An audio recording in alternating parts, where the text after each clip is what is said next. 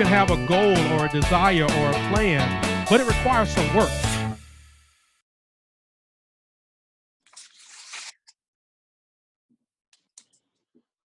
All right, what's up, everybody? It's Christopher Harris, back online again. You all have probably seen a host of videos I've been doing over the past few weeks right here on my YouTube channel, and of course have been disseminating it out all over the place, and different people have been sending it out as well. The goal is to simply do this: provide you with practical conversations, resources, and wisdom on navigating the transition in life. Here's the truth: you either in a transition, headed toward the transition, or just completing a transition. And I want to make sure that as we talk about temporary assignments, my new book, Temporary Assignments, Wisdom for Reinventing Your Life, Pursuing Your Purpose, that you know how to actively and actually apply this to your life. And so I've been having some amazing people from all over the country to join with me, and I'm excited to have, she's got to be a powerful person because she's got my same last name. We're not related, I don't think. We probably may have to do one of those, like, what do you call those, what do you call those, Ancestry.com kind of situation? Ancestry. Well, but you're married into a Harris, though, right? Your husband is a Harris. Yes. Well, So I'm married into the Harris family. Yeah, he and I may Yes. Yeah, that's hilarious.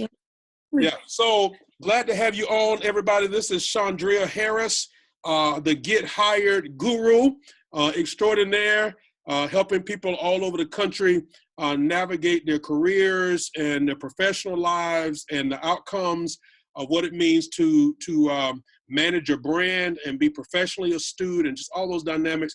So glad to have you on. Thank you for being on with us today. Thank you so much, Christopher. I'm glad to be here. Absolutely. So tell everybody really quickly a little bit about what the Get Hired Guru is all about. So the Get Hired Guru is part of a program called Hire Culture, which is my company. My goal is to help professionals identify their talents and to be able to use them in the workplace. And I also consult small businesses and help them with performance management. So the Get Hired Guru is just what it sounds like. I help people from the ages of 18 until whatever whatever your age is, to identify who you are and how you want to make a difference in this world. Incredible. So doing the things that you just described, unequivocally, I know you see and engage with people on a regular basis who are in transition. Yes. So let's talk about that for a moment. What are some of the things that you have seen, common threads and really the norm in some cases as people navigate transition in their life? What are some of the things that you repeatedly see? I see a lot of people who do not necessarily know what's next. And they know what's current is not working, but what's next, they are unaware of. So a lot of times the career coaching starts out as being like a motivational opportunity where I do some therapeutic assessments just to see what's hindering them from identifying who they want to be and where they want to go. So a lot of people are stuck. A lot of people are having troubles with management. A lot of people are not feeling self-fulfilled in the workplace, and they're just looking for things they can do to fulfill their talents. Yeah, that's so powerful, because you talk about this idea of what's next, and actually in the book, Temporary Assignments, I spend a lot of time actually talking about the emotions that come when you're in transition, and when what's next is not clear, your emotions can be on an emotional roller coaster and all of that. So let's talk from a professional standpoint to those that may be watching this or that will watch this about what that looks like to manage your emotions professionally, in terms of your career. What does that look like? So I honestly think you have to believe in something beyond yourself to manage your emotions, because your flesh wants to do flesh things, whether that is irate, talk, walk out, decide that you're not going to go to work. You'll make a lot of hasty decisions if you just operate in flesh. So I always try to tell people as I coach them through their on-the-job assistance, it's just a step back and just to realize who you're really fighting. Wow. And if you are fighting like your vision, your purpose, maybe it's not that boss. Maybe the boss is being utilized to make you step out. So a lot of people fighting with their flesh, and you can't do that when you're in transition, because you really need some support spiritually. Yeah, I think too, one of the lessons that I had to learn as I was in transition many times in different places, whether that was spiritually or financially or in my career or with my family, and in some cases, you can remain in the same place and still be in transition. I mean, things are constantly evolving and changing. So I was challenged, and I thought you were getting ready to say this. You kind of went another direction, which is good. Is the power of reflection, pausing to actually reflect on what that looks like. I know when we talked one time before, you spoke about kind of just some basic questions and some things that you do as you start working with your clients. So let's talk a little bit about what are some beginning steps. I think one of the questions that people may have is, where do I start? Okay, you told me, get my emotions in check, but where do I even start with this whole process? So you have to ponder the question, what do you say when you talk to yourself? What do you say when you talk to yourself? And you have to really sit down and listen to what you have said time and time again. Wow. Because in cases, if you're thinking it has been in your subconscious thoughts, and you have drilled it in your thoughts. You've said it over and over and over. And now that repressed feeling is causing you to be at like in stagnation, where you're just stuck at where you are. So you have to sit down, take 5 minutes, and just listen to what you say when you talk to yourself. You may hear things like, you shouldn't do this, or why are you doing this? Or, you have this bill, you have this. And you'll probably in the beginning hear a lot of negative things, because one thing that society has equipped us to be is negative focus. Every day we are so connected to negativity, and we're so easily to accept it. Like we listen to it, we hear it, but do you really sit down and try to pour back into yourself? If we had a trash can and we threw nothing but negativity in that trash can all day, and maybe a little, maybe a little positive here or there, whatever is the sum of that trash can is what's going to come out. Wow. And the same thing with your brain. So same thing with your thoughts. If all you hear all day long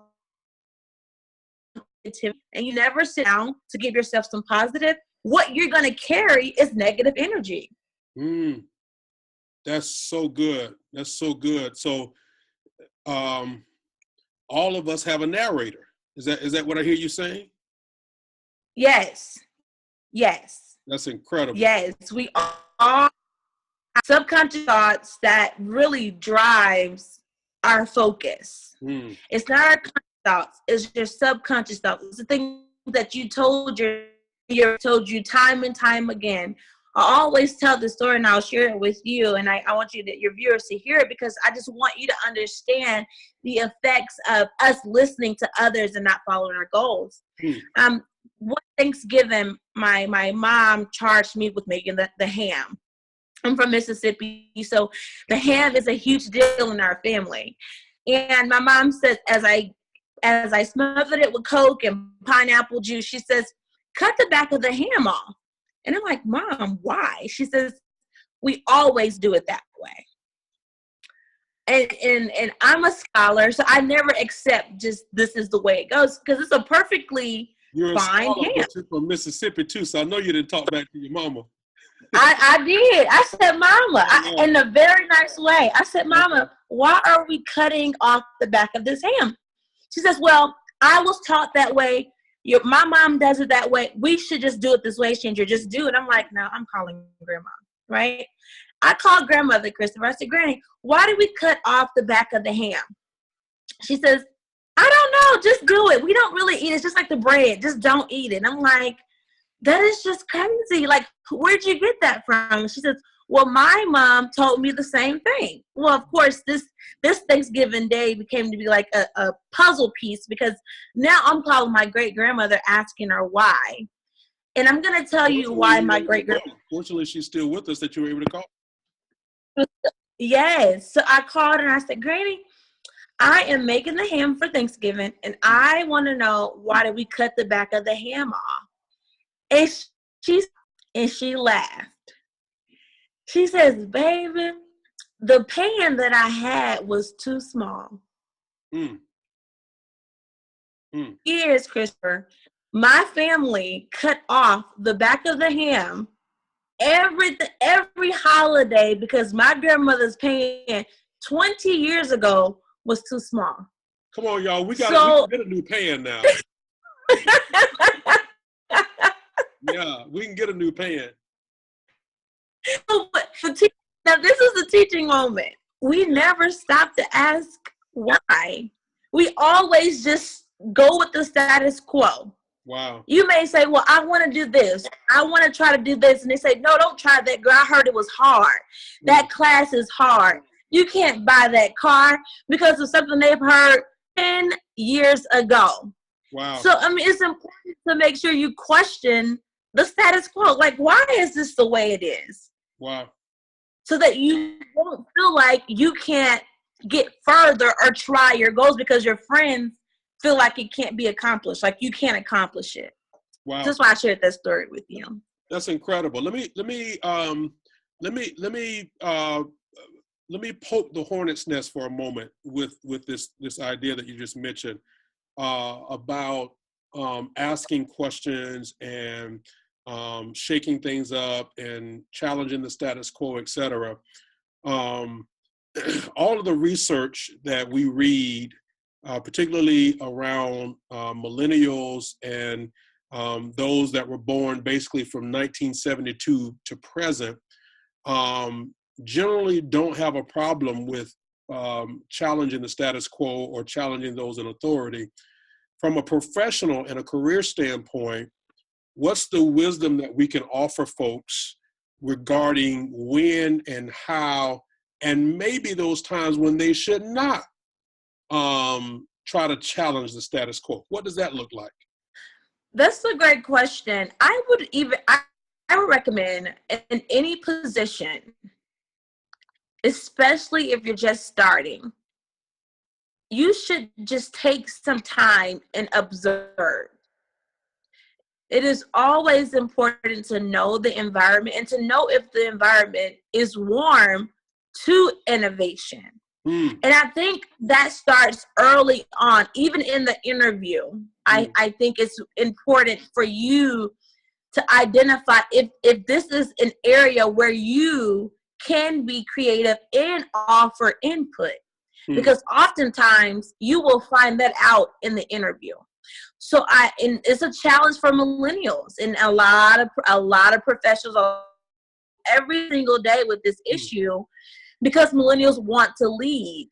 They want to quickly lead, but they're not accepting what's already right.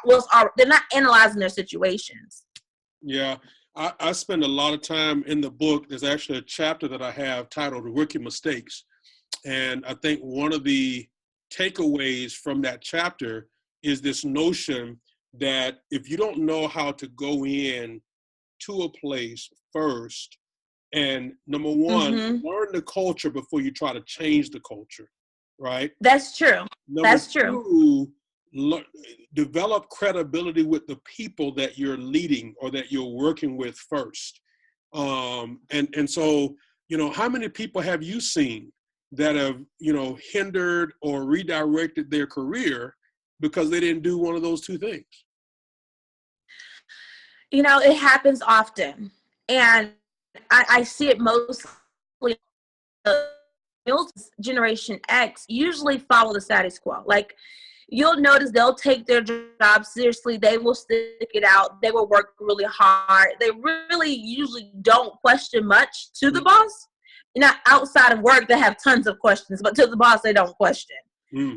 Millennials, they quickly challenge the status quo. I don't necessarily think they're just trying to be aggressive or trying to take over the position. I think millennials have a reparation issue where a lot of them are first generation graduates, and their goal is to be successful as quick as possible to go back home and say, hey, mom, look, I did this for us. Wow. Remember when you said you had to sacrifice this? Well, I did it.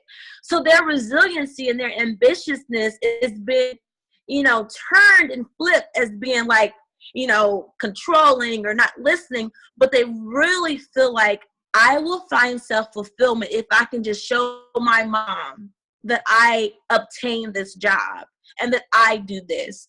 So, they do have to slow down a little bit because the workplace is not just receptive to them as we would thought. I'm a millennial, so if the workplace is not really receptive because we do things faster, we do things a little bit more efficient. So it's a little scary to just see this new person come in and with this technology and just take over everything. So as I coach millennials on the job for businesses, I oftentimes tell them creative ways on how they can be innovative and offer input that's going to help with the flow of the workplace. That's incredible. So we've got just a few more minutes here left before we got to jump off. You're a career coach. You're helping people in their careers and professional lives and navigating, the resume building and the interviewing skills and all of that.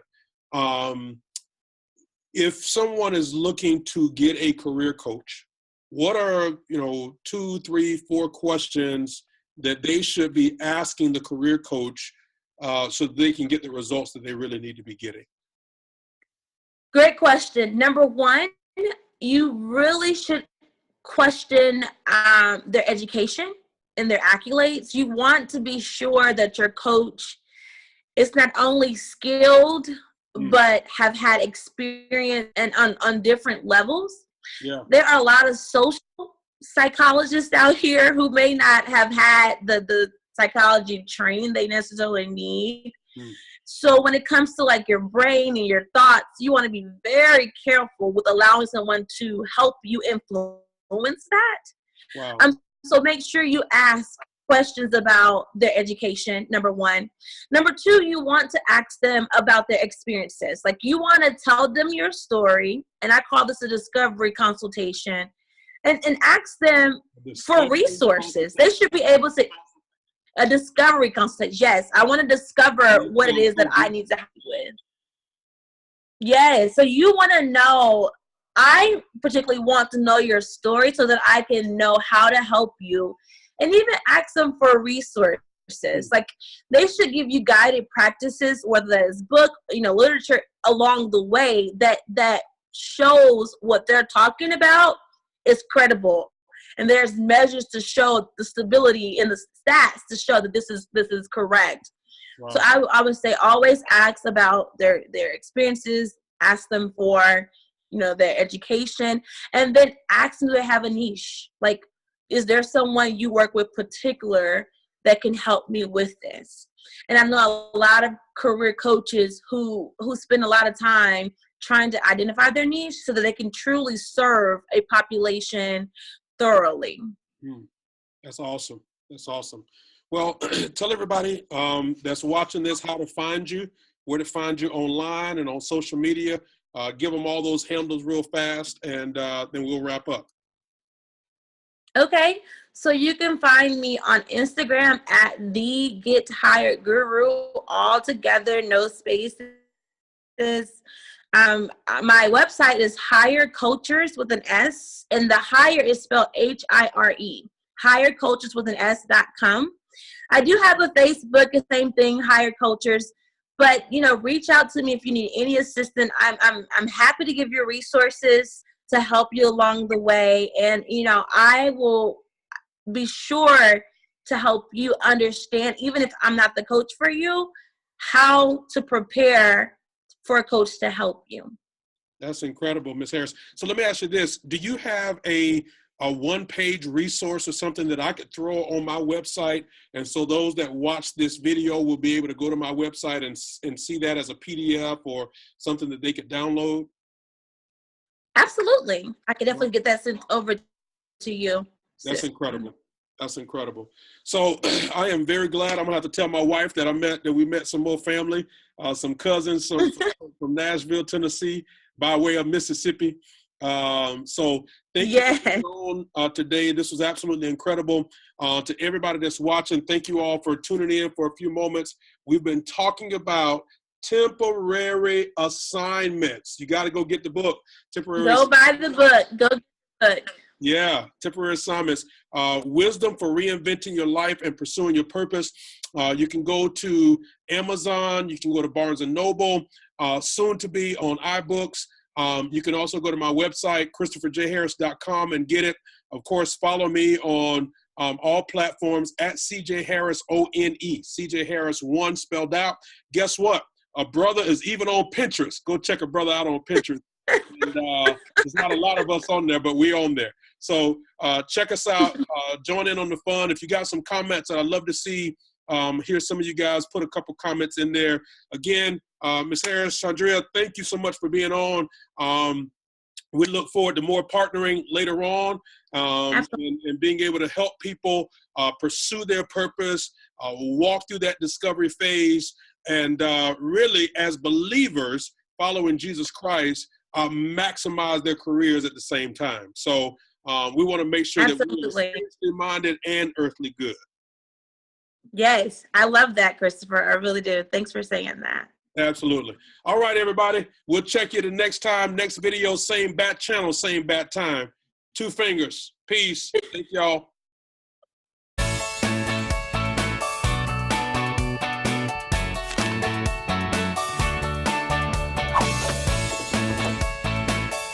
You can have a goal or a desire or a plan, but it requires some work.